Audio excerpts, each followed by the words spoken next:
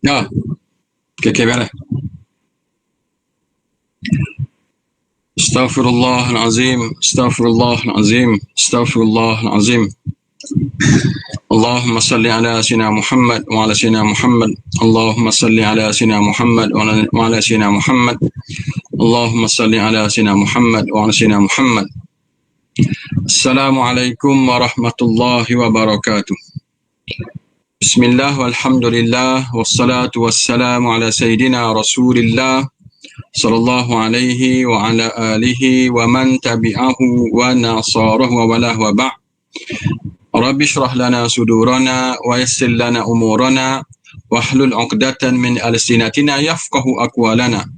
Allahumma alimna ma yanfa'una wa zidna 'ilma. Allahumma la sahla illa ma ja'altahu sahla wa anta taj'al hazna idza syi'ta sahla. Ya mu'allima Daud 'allimna wa ya mufahhima Sulaiman fahimna. Alhamdulillah, summa alhamdulillah, summa alhamdulillah. Muslimin muslimat sekalian, pertama sekali kita bersyukur kepada Allah Subhanahu Wa Taala dengan kesyukuran yang tidak terhingga banyaknya. Kerana telah beri kepada kita segala nikmat-nikmat, terlalu banyak nikmat-nikmat yang Allah berikan kepada kita.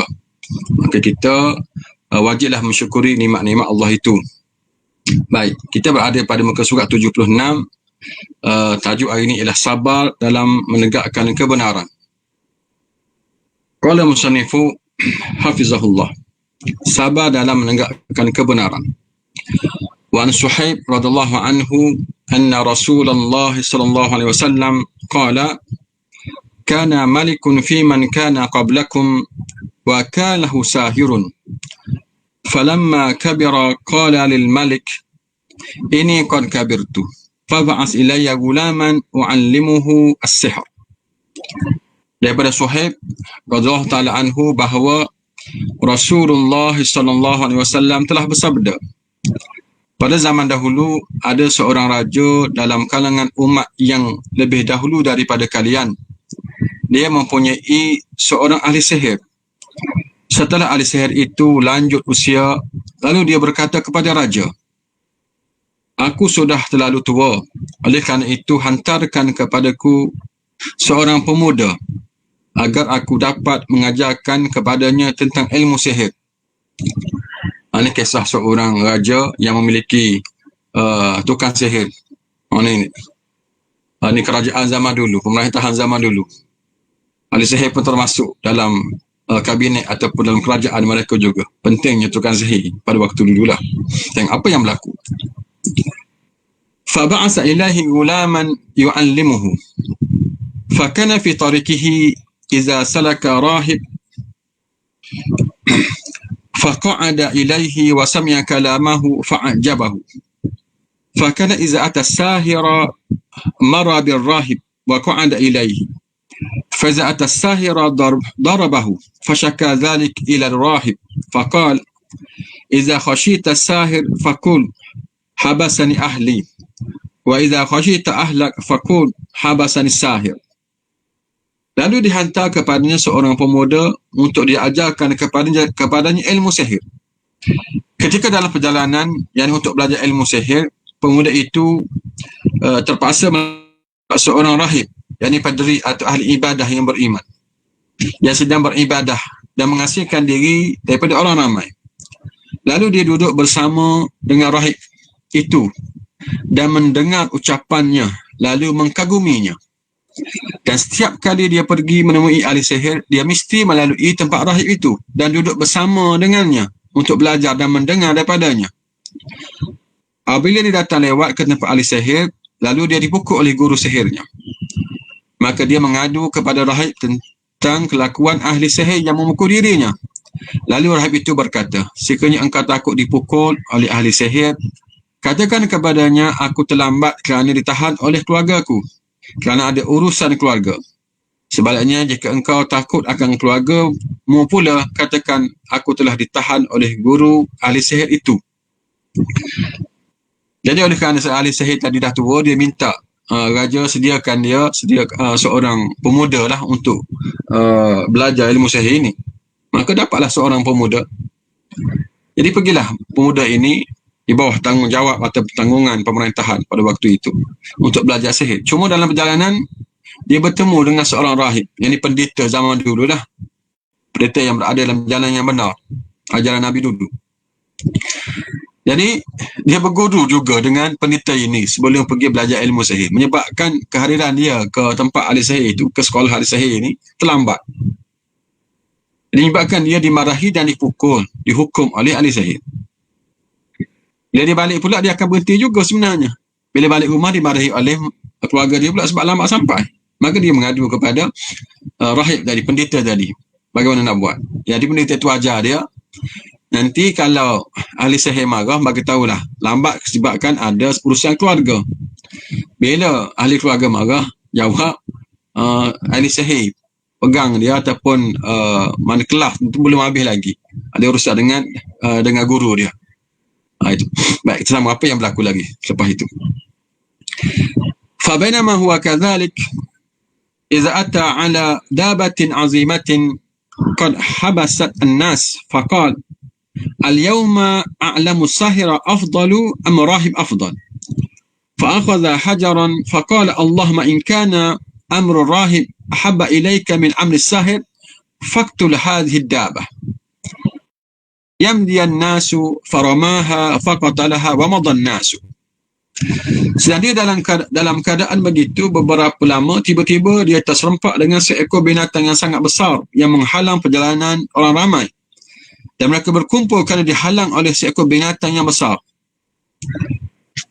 Tidak disebutkan apakah binatang tersebut. Terdapat khilaf dengan alim ulama berkata dengan apakah binatang itu, binatang jenis apa.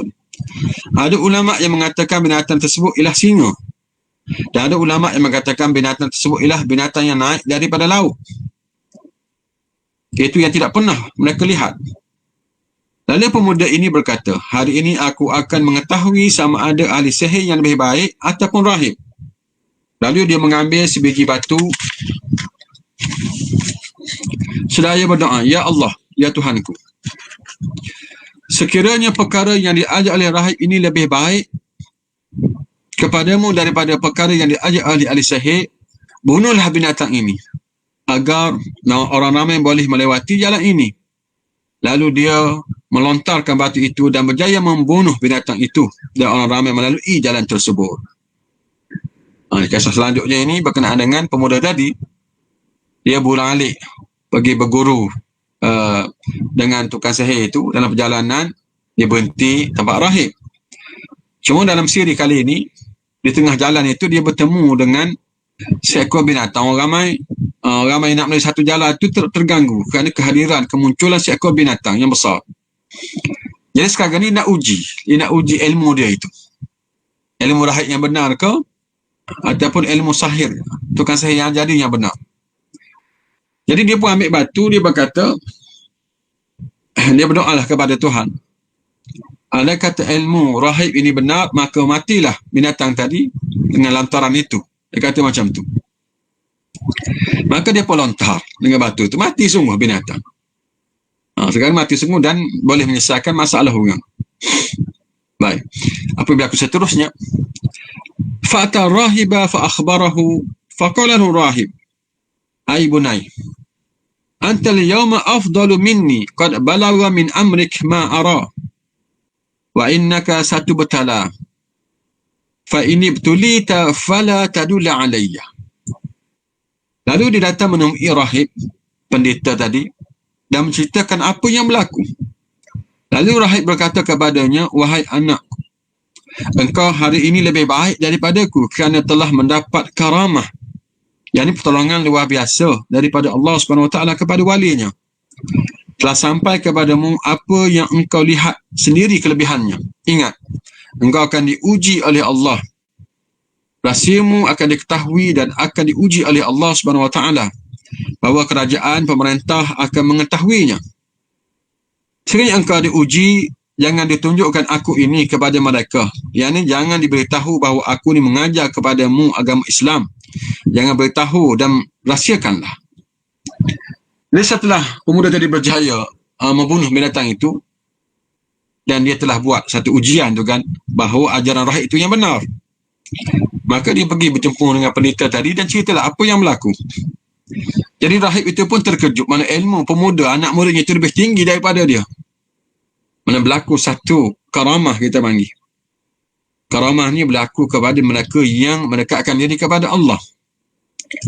Benda-benda pelik ni dah ada banyak benda-benda pelik.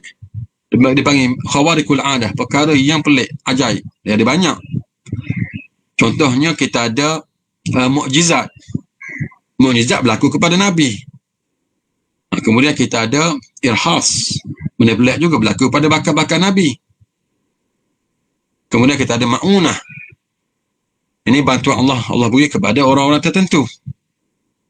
Seperti Maryam dapat buah di luar musimnya. Kemudian kita ada karamah. Yang Allah berikan kepada wali-wali Allah, orang yang dekat dengannya. Dan ini semua tak boleh belajar. Ini semua ni tak boleh belajar. Allah akan beri kepada siapa yang dia kendaki. Kemudian kita ada sihir. Yang ni boleh belajar. Sihir. Ni yang salah lah. Sihir. Sihir boleh belajar tapi sesat lah. Ini syirik. Boleh pergi kepada syirik. Sebab berguru dengan syaitan, berguru dengan jin. Kemudian istidraj. Istidraj pun itu kelebihan yang Allah beri kepada seorang itu untuk memusnahkan dia, bukan memuliakan dia. Karamah mukjizat tadi memuliakan seseorang itu. Tapi kalau istidraj, kelebihan yang Allah beri kepada seseorang untuk menghina dia, satu penghinaan bagi dia, untuk menyesatkan dia lagi. Seumpama Dajjal nanti, dia ada istidraj, Dajjal, hebat dia. Tapi dia bukan Tuhan, dia bukan Nabi, itu bukan karamah, itu bukannya mukjizat. Itu adalah istidraj. Allah beri kelebihan pada dia, Allah izinkan berlaku untuk menyesatkan dia dan sesiapa yang menjadi pengikut dia. Semoga kita terlindung daripada fitnah Dajjal dan fitnah-fitnah yang lain. Baik, apabila gurunya tahu perkara ini dan gurunya puji dia dan bagi tahu bahawa kamu ini bila keadaan seumpama ini kamu akan diuji. Kamu akan diuji. Kamu akan difitnah nanti. Bila terfitnah nanti, bila berdepan dengan ujian yang besar, janganlah cerita siapa yang menjadi guru kamu. Itu permintaan gurunya itu. Rahsiakanlah. Jangan diceritakan. Tengok apa yang berlaku selepas itu. Wa kanal gulamu yubri'ul akmaha wal abras.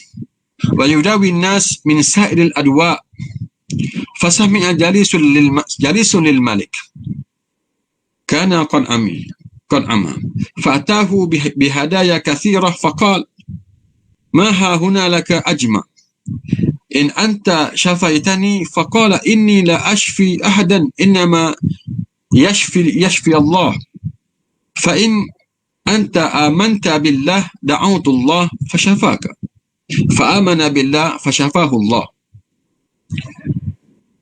Allah mengurniakan kepada pemuda itu karamah.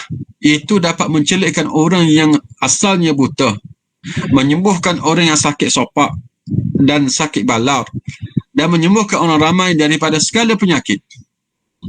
Tak kala berita tersebut sampai kepada seorang pembesar raja yang buta, lalu dia datang menemui pemuda itu dengan membawa hadiah yang banyak dan berkata, semua hadiah ini untukmu jika engkau dapat menyembuhkan buta aku ini. Lalu pemuda itu berkata, aku tidak mampu menyembuhkan seseorang, tetapi yang boleh menyembuhkannya ialah Allah Subhanahu Wa Taala. Jika engkau beriman kepada Allah Subhanahu Wa Taala, aku berdoa kepadanya. Lalu pemuda itu beriman kepada Allah Subhanahu Wa Taala, maka Allah menyembuhkan penyakitnya dan akhirnya dapat melihat. Antara kelebihan lain yang Allah beri kepada pemuda ini, dia pandai berubat.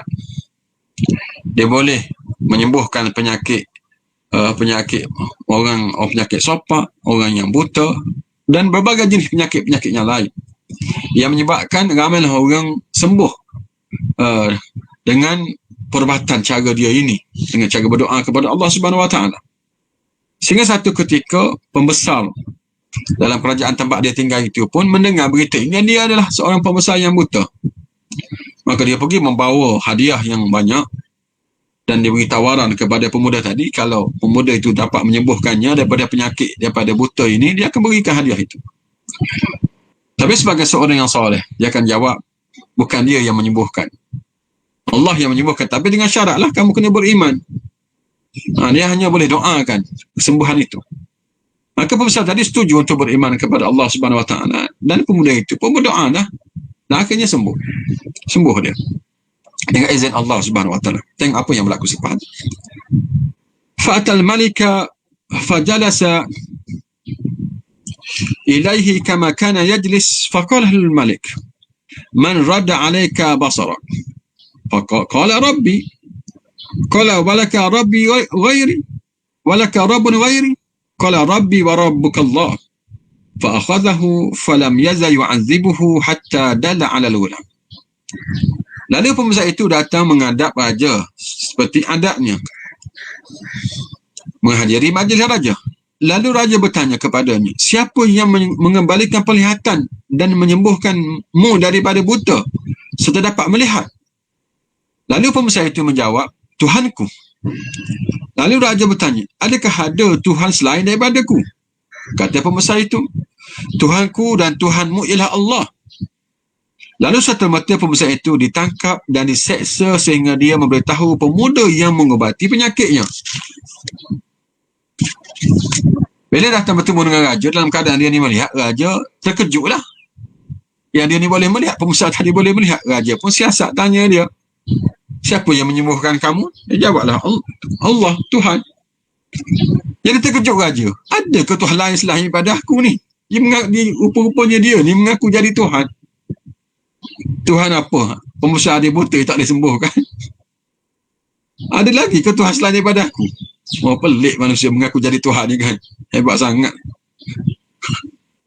Dia kata, ada lah. Tuhan aku dan Tuhan kamu sebenarnya. Oleh kerana keimanan tinggi pembesar tadi, bila sudah beriman tu, dia jaga dia punya keimanan dia, maka dia diazab, dia dihukum. Sehingga dia menunjukkan siapa yang mengobatinya itu, iaitu pemuda tadi.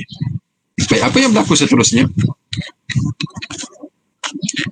Faji'a bil ghulam faqala lahu malik ay bunay qad balagha min sihrika ma tubri'ul akmah wal abras wa taf'al faqala inni la ashfi ahadan inma yashfi Allah fa'akhadhahu falam yadhu, untuk menghadap raja. Lalu raja berkata, wahai anak, engkau telah sampai ilmu sihir yang tinggi sehingga boleh menyembuhkan orang yang buta dan orang yang sopak. Engkau melakukan pelbagai perkara yang menakjubkan. Kata pemuda itu, aku tidak menyembuhkan seseorang. Sesungguhnya yang menyembuhkannya ialah Allah Subhanahu Wa Taala. Lalu pemuda itu ditangkap dan diseksa sehingga dia terpaksa menunjukkan rahib tersebut, iaitu pendeta yang mengajarkannya. Jadi dia cari pula pemuda tadi, ulam pemuda yang mengajar, yang menyembuhkan pembesar raja tadi. Dan bila datangnya raja ni asalnya kan dia tahu pemuda itu yang belajar ilmu sihir dengan tukang sihir istana. Dia pujilah, hebatnya ilmu sihir tahap tinggi ni, melebihi guru kamu. Saya boleh menyembuhkan berbagai penyakit termasuk buta dan kusta dan juga balar. Jadi pemuda tadi jawab, mana telus dia jawabnya, bukan aku yang menyembuhkannya Allah. Maka dia juga diseksa dengan dahsyat sekali sehingga dia sendiri pun buka rahsia juga. Siapa yang mengajarkan itu? Iaitu rahib, itu pendeta. Seorang guru pendeta yang mengajarkannya. Dan apa berlaku sepasnya? Faji' bir rahib faqila lahu irji an dinik. Fa'aba fada'a biminshar fawada'a al-minshara fi mafraqi ra'sihi fashaqqahu hatta waqa'a shiqahu summa ji'a bijalis al-malik faqilahu irji' an dinik fa'aba fawada'a al-minshar fi mafraqi ra'sihi fashaqqahu bihi hatta waqa'a shiqahu. Lalu padri atau pendeta itu ditangkap dan diminta supaya pendeta itu keluar daripada agama Islam, tapi dia enggan. Lalu diperintahkan supaya dibawa gergaji. Gergaji itu diletakkan di tengah-tengah kepalanya dan dibelah dua. Kedua-dua belah jasadnya itu gugur ke bumi. Kemudian dibawa pula pembesar atau menterinya, lalu dikatakan kepadanya, tinggalkan agamamu. kan, tapi dia engan, lalu diletakkan gergaji di tengah-tengah kepalanya dan dibelah jasadnya sehingga kedua-duanya belah jasad itu jatuh ke bumi. Tengok ujian dan fitnah yang besar berlaku kepada mereka yang beriman, iman yang kuat. Dipanggil pendeta tadi dan juga pembesar. Mula-mula pendeta itu, dia minta pendeta itu agar murtad, mana keluar daripada agama Islam dan masuk dan percaya kepada ajaran asalnya, mana kena beriman kepada raja tu yang jadi Tuhannya. Tapi pendeta itu tetap tidak mahu. Dia tidak mahu, tetap ingin kekal dalam Islam. Lalu dia dihukum dengan digergaji kepalanya. Allah musta'an, digergaji kepalanya, terbelah dua, lalu mati dia, syahid dia. Kemudian datang pula mana dipanggil pula pembesar tadi, pembesar yang sembuh matanya daripada buta itu, dan juga dia diugut. Kalau kamu tak nak tinggalkan agama Islam ini, kamu akan dihukum dengan hukuman yang sama, akan dibelah dua tu jasad kamu itu. Maka dia tetap setia, dia tetap beriman kepada Allah Subhanahu Wa Taala, dia tergugat sedikit pun imannya. Maka dia dihukum juga dengan dia gergajikan kepala hingga terbelah dua dan gugur jatuh ke bumi, syahid. Tengok apa berlaku seterusnya. Summa ji'a bil gulam faqila irji' an dinik fa'aba fadafa'ahu ila nafarin min ashabihi faqala izhabu bihi ila jabalin kadha wa kadha fa'as'adu bihi al-jabal fa iza balagtum zarwatahu fa in raja'a an dini wa illa fatrahuhu. Kemudian dibawa pula pemuda itu dan dikatakan kepadanya, tinggalkan agamamu. Pemuda itu enggan, lalu diperintahkan beberapa orang petugas raja, yakni bala tenteranya atau polisnya, pergi dan bawa pemuda ini ke puncak bukit yang tinggi. Dan puncak bukit itu sehingga sampai ke tempat yang paling atas. Sekiranya dia meninggalkan agamanya, bebaskan. Jika tidak, campakkan dia dari puncak bukit itu. Sekarang tiba giliran pemuda tadi yang menyembuhkan pembesar itu. Dan sama juga diperintahkan dia murtad, kembali balik ke jalan yang asal, mana beriman kepada raja tadi, raja yang zalim ini. Maka dia enggan, dia tak nak. Sama juga macam gurunya, dia tak nak murtad, tak nak keluar daripada Islam. Maka dia diperintahkan agar dibawa ke atas sebuah bukit dan cuba lagi ugut dia di sana itu. Kalau dia keluar daripada Islam, maka pulanglah dia, selamatlah dia. Kalau tidak, campak daripada bukit yang tinggi itu ke bawah, biar dia mati. Itu hukuman yang akan ditimpakan kepada pemuda tadi. Tengok apa yang berlaku seterusnya. Jaya ataupun tidak rancangan raja yang jahat ini.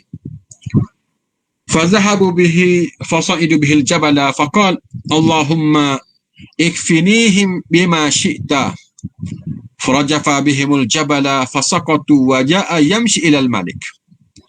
Lalu mereka membawa pemuda itu mendaki bukit yang tinggi.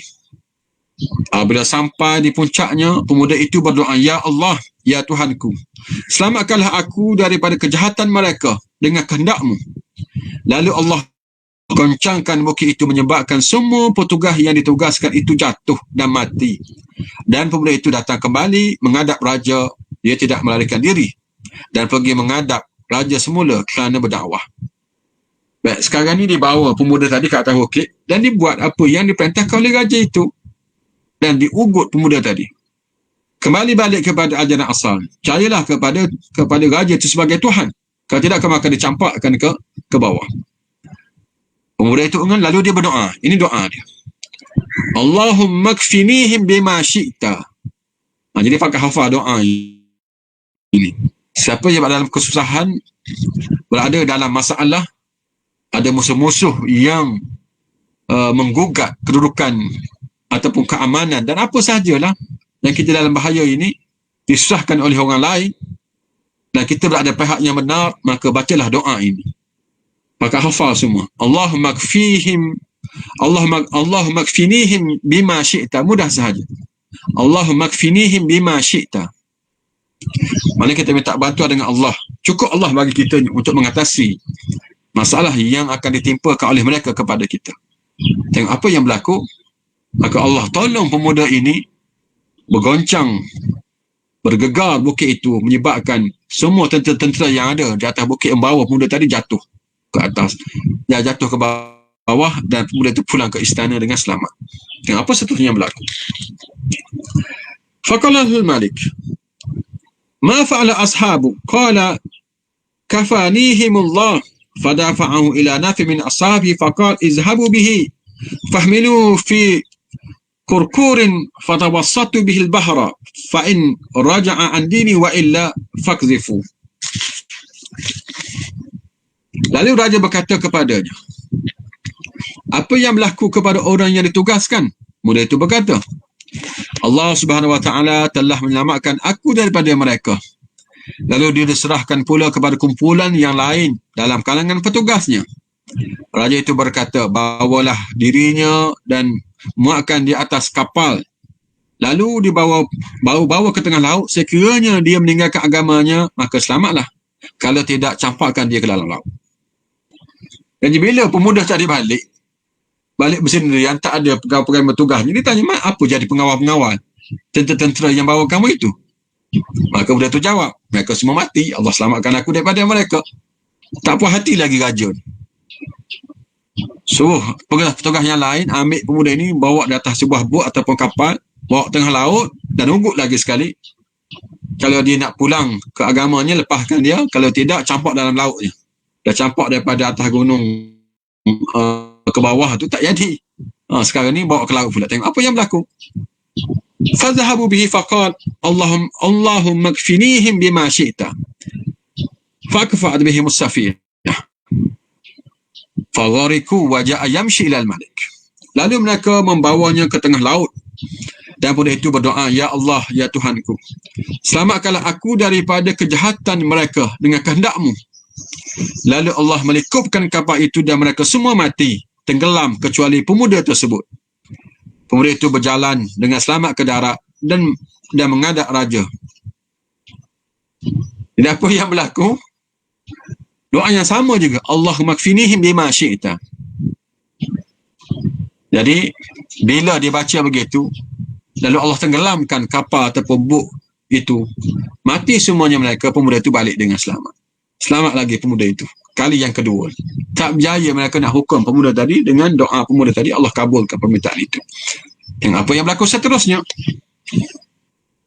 Faqala al-Malik, ma fa'ala ashabuk? Qala kafanihimullah. Faqala al-Malik, innaka lasta biqatili hatta taf'al ma amuruka bih. Qala wa ma hu? Qala tajma'un nas fi sa'idin wahid wa taslubuni ala jiz'in summa khuz sahman min kinanati summa dha' as-sahma fi kabidil qaus summa qul bismillahi rabbil gulam summa irmini fa innaka idza fa'alta dhalik qataltani. Pemuda itu menghadap raja, lalu raja bertanya, apa yang berlaku kepada orang ramai yang ditugaskan? Lalu pemuda itu menjawab, Allah Subhanahu wa taala telah menyelamatkan aku daripada mereka. Lalu dia berkata lagi kepada raja, sebenarnya kamu tidak mampu membunuh aku sehingga kamu dapat melakukan apa yang aku suruh. Yang ini ada cara nak bunuh saya. Lalu raja bertanya, apakah yang harus aku lakukan? Kata pemuda itu, kumpulkan orang ramai, yang dikerahkan rakyat untuk berhimpun di satu tempat untuk menyaksikan aku dibunuh. Kemudian salibkan aku pada batang kurma yang tinggi dan dapat dilihat oleh orang ramai. Kemudian ambilkan anak panah yang ada dalam bekas panah yang aku galas ini. Mana jangan ambil panah lain. Ambil panah miliknya. Memang ada agama dahulu yang mensunatkan membawa senjata seperti panah. Lalu pemuda itu berkata lagi, ambil panah itu dan letakkan panah itu pada tengah-tengah busurnya. Kemudian katakan, Bismillahirrahmanirrahim, dengan nama Allah Tuhan kepada pemuda ini. Kemudian panahlah.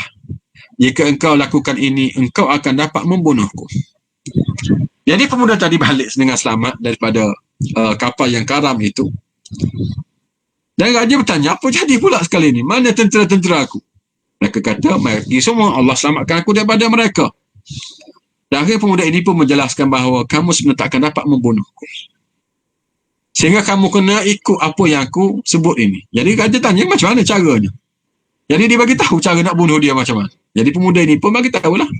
Jadi kamu kumpulkan orang ramai, rakyat kamu ni tempat yang satu tempat. Kemudian ikat aku di sebuah batang kurma. Dan ambil lah anak panah dalam busur, dalam bekas anak panahku ini. Dan letak anak panah itu di busurnya. Kemudian sebelum panah tu baca ayat ini, bacaan ini. Bismillahirrahmanirrahim. Kemudian panah. Dengan cara itu barulah dia akan mati. Oh, dibuka rahsia macam cara nak bunuh dia ini. Dan apa hikmah di sebalik itu? Apa sebab pemuda ini buat macam ni? Adakah dia nak mati saja begitu ataupun tidak? Ataupun satu dakwah besar yang dia telah berkorban supaya orang masuk Islam. Dan apa suhnya berlaku? فجمع الناس في صعيد واحد وصلابه على جزء ثم أخذ سهما من كنانته ثم وضع السهم في كبد القوس ثم قال بسم الله رب الغلام ثم رماه فوقع السهم في صدغه فوضع يده في صدعه في موضع السهم فمات. Lalu raja memerintahkan supaya dikerahkan orang ramai di suatu padang yang mencukupi muatalnya. Dan pemuda itu disalibkan pada batang kurma yang dapat dilihat oleh orang ramai. Kemudian petugas yang ditugaskan mengambil anak panah daripada tempat panah yang digalas dan letakkan pada tengah-tengah busurnya dan membunuhnya. Dan pemuda itu berkata, dia membaca Bismillahirrahmanirrahim, dengan nama Allah Tuhan kepada pemuda ini. Kemudian lepaskan panah dan menembusi pipinya pada bahagian sudri, di antara mata dengan telinganya. Lalu mengenai di tengah-tengah itu, lalu dia meletakkan tangannya di tempat kena panah itu dan meninggal dunia. Sekarang ni raja tadi perintahkan sungguhlah apa yang diajak oleh pemuda tadi. Dikumpulkan rakyat-rakyat di satu tempat dan disalibkan pemuda itu satu tiang batang kurma yang tinggi agar dilihat oleh semua orang. Lalu pemanah ni yang telah ditugaskan itu ambillah anak panah daripada tempat anak panah yang dimiliki oleh pemuda tadi, letak pada busurnya, dan sebelum panah itu dia bacalah Bismillahirrahmanirrahim, dengan nama Tuhan, dengan nama Allah, Tuhan pemuda ini. Lalu lepaskan panah itu dan kenalah pada pipinya ataupun bahagian mata dengan telinga itu, dan matilah pemuda itu. Dan apa yang berlaku selepas itu? Faqalan nas amanna bi rabbil ghulam, amanna bi rabbil ghulam, amanna bi rabbil ghulam. Fa'ata fu'tiyal malik faqila lahu ara'aita ma kunta tahzar qad wallahi nazala bika hazruk qad amana an-nas. Lalu orang ramai pun yang menyaksikan peristiwa itu berkata, kami beriman dengan Tuhan pemuda itu. 3 kali. Jadi orang ramai beriman dengan pemuda itu. Kami beriman dengan Tuhan pemuda itu. Lalu pengampu raja datang menghadap. Benar apa yang tuanku kata, apa yang tuanku bimbang demi Allah telah berlaku. Pemuda itu telah merosakkan orang ramai dan menyebabkan orang ramai beriman. Sekarang kita tahu apa sebabnya pemuda itu berkorban begitu. Supaya jelas bahawa dia di pihak yang benar, raja di pihak yang salah, dan orang ramai tahu bahawa Allah yang sebenar, Tuhan yang sebenar ialah Allah Subhanahu, bukan raja itu. Bukannya raja itu. Baik, apa yang berlaku seterusnya? Fa'amara bil ukhdud fi afwahis sakaki fi afwahis sikaki fakhuddat wa adram an-niran wa qala man lam yarji' an dinihi fa'ajmiyuhu fiha aw qila lahu iktahim fafa'alu hatta ja'at imra'atun wa ma'aha sabiyyun laha fataqa'asat an taqa'a fiha faqala laha al-ghulam ya ummi isbiri fa innaki 'alal haqq. Lalu raja memerintahkan supaya digalikan parit di tiap-tiap kepala jalan, kemudian dinyalakan api sebesar-besar. Seorang yang lalu ditanya, adakah kamu akan tinggalkan Islam? Kalau tidak, kamu akan dicampakkan ke dalam api dan mati dibakar, ataupun terjun sendiri. Lalu mereka menjalankan hukuman yang kejam ini sehingga datang seorang perempuan yang mendukung bayi yang masih kecil, menyebabkan perempuan itu dalam keadaan yang teragak-agak kerana kasihan akan anak kecil yang didukungnya. Tiba-tiba kanak-kanak yang kecil itu bercakap, "Wahai ibu kesayanganku, bersabarlah. Ibu berada atas agama yang benar." Jadi oleh kerana raja tadi sangat marahlah dengan sebab rakyatnya yang telah memeluk Islam, kesan daripada pengorbanan pemuda tadi, menyebabkan rakyatnya memeluk Islam, percaya, beriman kepada Tuhan pemuda ini, itu Allah Subhanahu Wa Taala. Maka raja telah melakukan satu perkara yang amat dahsyat, iaitu dia menggali parit di tiap-tiap ataupun di jalan-jalan dan letakkan api pula, dan pengawal-pengawalnya, tenteranya akan menangkap orang dan bertanya, kamu beriman kepada raja ke ataupun beriman kepada Tuhan Gulam tadi, Tuhan pemuda tadi? Sekiranya tak nak keluar daripada agama pemuda tadi, dia akan dicampak dalam api dan parit. Itulah yang dilakukan oleh mereka. Sehinggalah kes seorang perempuan yang membawa anaknya, anak yang kecil, dan dia ditangkap dan ditanya, kamu beriman kepada siapa? Beriman kepada Tuhan pemuda ini atau beriman kepada raja? Mengaku raja sebagai Tuhan. Kalau tidak akan dicampakkan ke dalam api. Ini oleh kerana bimbang, bukan kerana diri dia, tapi bimbang ataupun sedih, kesian kepada anaknya itu yang masih kecil. Maka dia teragak-agak, keluh kesah, teragak-agak, nak terjun ke tidak ni? Nak masuk api ataupun tidak ni? Kesian ke anaknya. Tiba-tiba baby itu bercakap. Baby boleh berkata-kata. Ini perkara yang pelik lah. Perkara yang ajaib lah. Ini memang khawarikul adah, benda yang pelik juga ni. Antara yang Allah beri kepada makhluk ni, kepada manusia ni.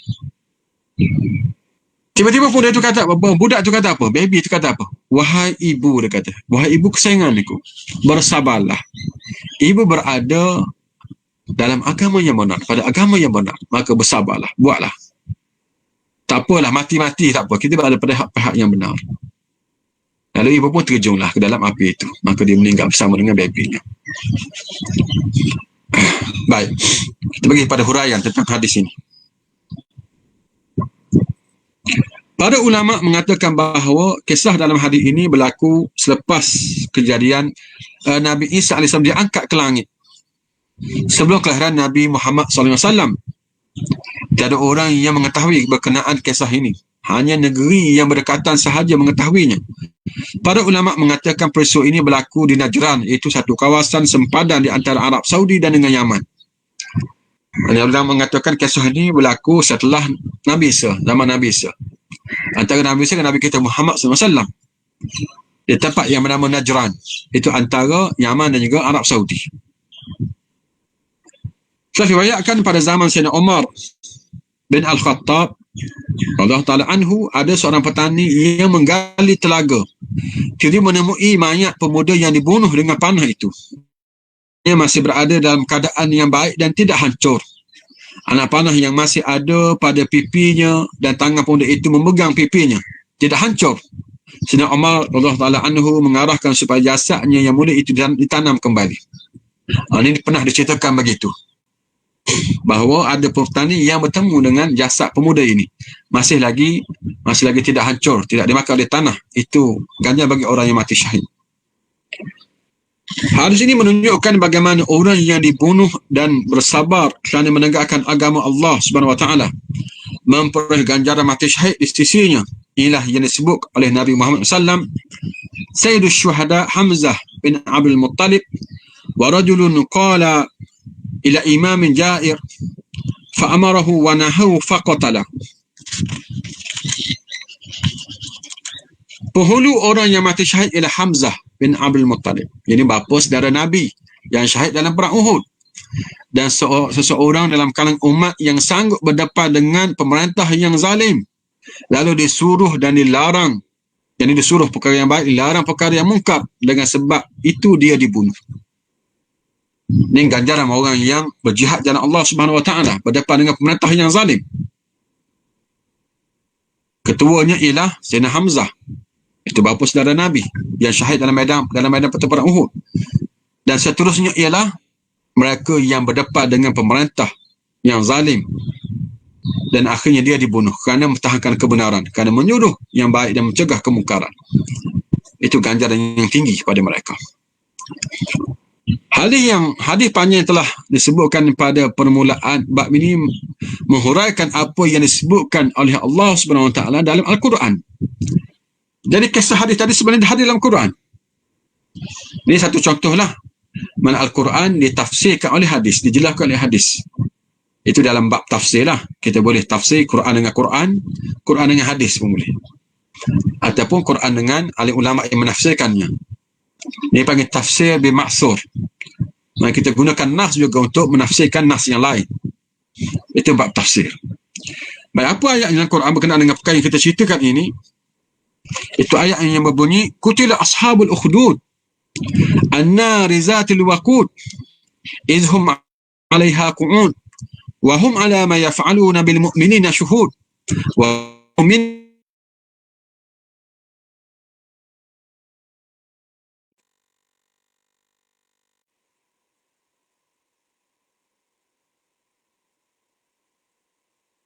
ثم لم يتوبوا فلهم عذاب النم ولهم عذاب الحريق إن الذين آمنوا وعملوا الصالحات لهم جنات تجري من تحتها الأنهار ذلك الفوز الكبير.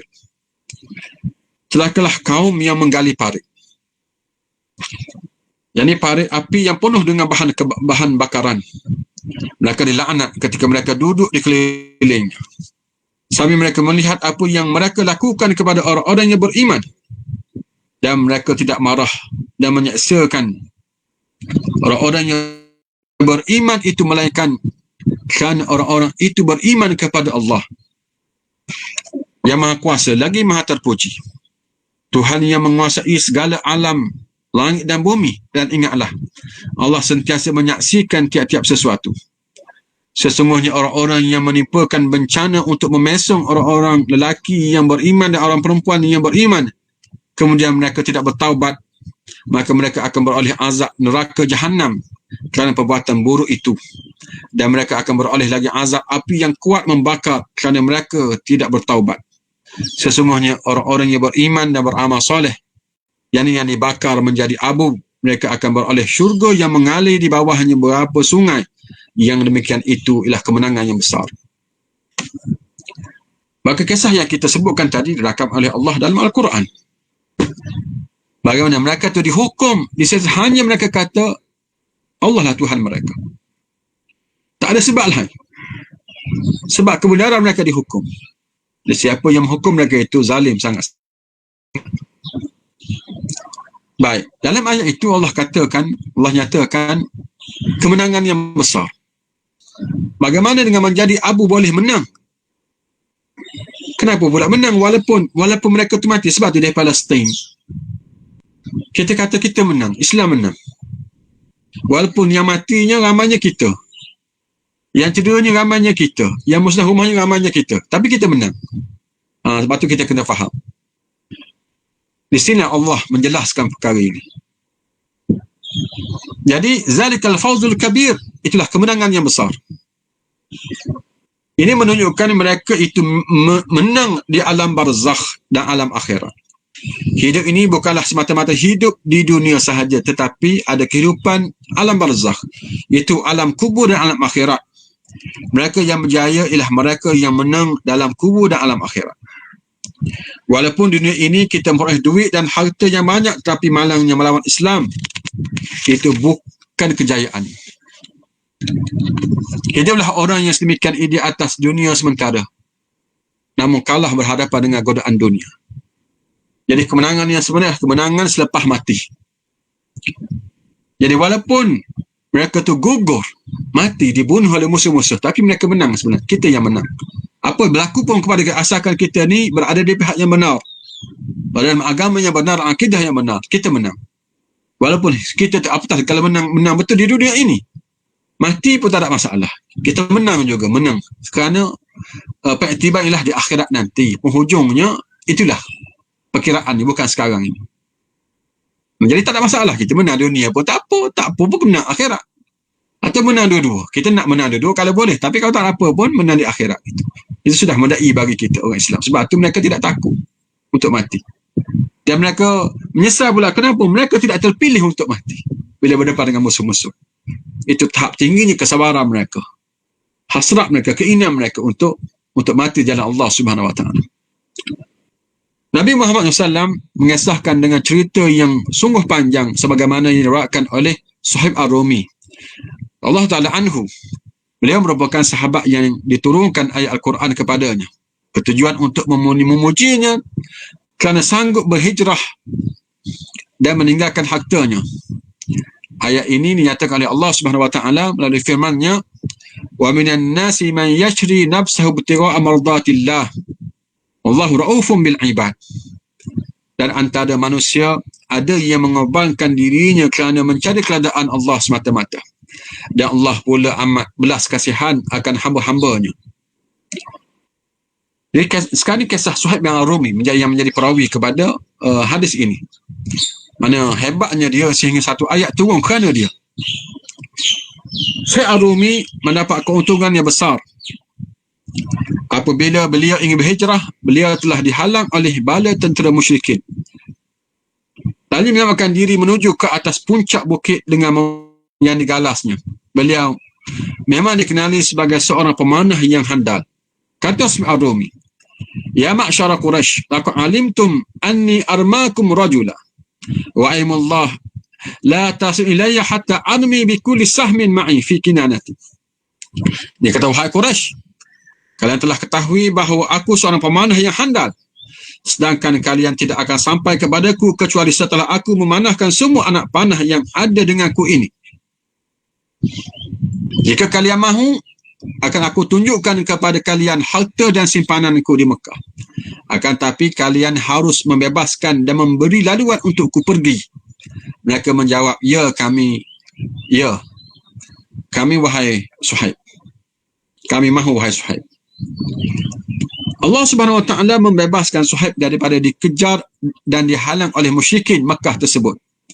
Ayat tersebut diwahyukan kepada Nabi Muhammad SAW disebabkan peristiwa yang berlaku kepada Suhaib Ar-Rumi.